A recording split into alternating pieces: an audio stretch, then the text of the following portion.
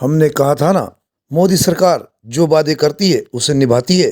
नागरिकता संशोधन कानून अर्थात सीए के नियम जारी हो चुके हैं। आपको बता दें कि केंद्र सरकार ने नागरिकता संशोधन एक्ट यानी सीए के नियमों का नोटिफिकेशन जारी कर दिया है। इसी के साथ ये कानून देश में लागू हो गया है। इस कानून के तहत 31 दिसंबर 2014 से पहले पाकिस्तान, बांग्लादेश और अफगानिस्तान से भारत आए हिंदू, सिख, बौद्ध, जैन, पारसी और ईसाई समुदाय के नागरिकता उनको नागरिकता दी जाएगी।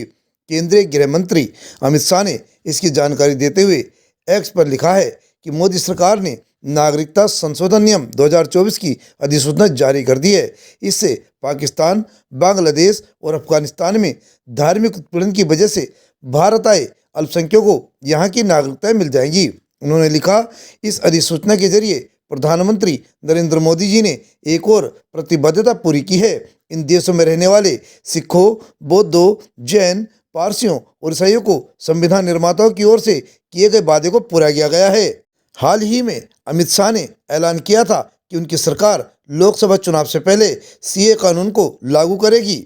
इस पर पश्चिम बंगाल की मुख्यमंत्री ममता बनर्जी ने कहा कि अगर देश में सीए लागू होगा तो इसका विरोध करेंगी। उन्होंने कहा कि देश में समूह के बीच भेदभाव हुआ तो वे चुप नहीं रहेंगी। ममता ने कहा कि सीए और एनआरसी पश्चिम बंगाल और उत्तर पूर्व के लिए संवेदनशील मसला है और वे नहीं चाहती कि लोकसभा चुनाव से पहले देश में अशांति फैल जाए।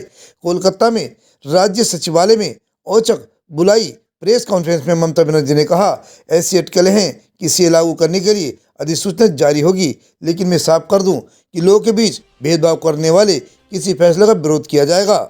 आपको बता दें कि नागरिकता अधिनियम 1955 भारतीय नागरिकता से जुड़ा एक विस्तृत कानून है, जिसमें बताया गया है कि किसी व्यक्ति को भारतीय नागरिकता कैसे दी जा सकती है और भारतीय नागरिकता होने के लिए जरूरी शर्तें क्या हैं। इस अधिनियम में पहले भी कई बार संशोधन हो चुका है। 2019 में एक बार केंद्र की बीजेपी सरकार इस कानून में संशोधन के लिए विधेयक लाई थी, जिसे नागरिकता संशोधन विधेयक 2019 कहा गया है। संसद के दोनों सदनों में पास होने के बाद जब इस विधेयक पर राष्ट्रपति की मोहर लगी तो यह कानून बन गया।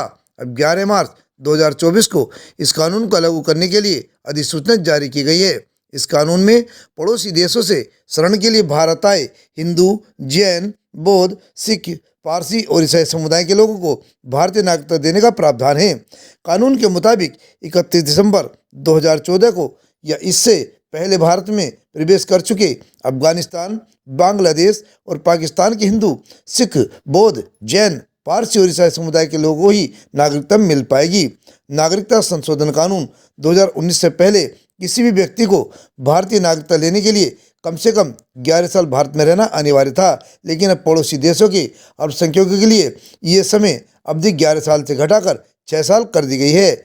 अब से पहले भारत में अवैध तरीके से दाखिल होने वाले लोगों को नागरिकता नहीं मिल सकती थी और उन्हें वापस उनके देश भेजने या हिरासत में रखने का प्रावधान था, लेकिन अब ऐसे लोगों को नागरिकता संशोधन कानून 2019 के तहत देखा जाएगा। नागरिकता संशोधन कानून का सबसे ज्यादा विरोध पूर्वोत्तर राज्यों असम, मेघालय, मणिपुर, मिजोरम, त्रिपुरा, नागालैंड और अरुणाचल प्रदेश में हो रहा है, क्योंकि ये राज्य बांग्लादेश की सीमा के बेहद करीब हैं।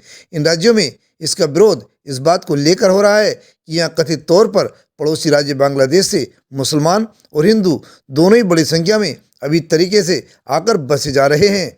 विरोध इस बात का है कि वर्तमान सरकार हिंदू मतदाताओं को अपने पक्ष में करने की फिराक में है।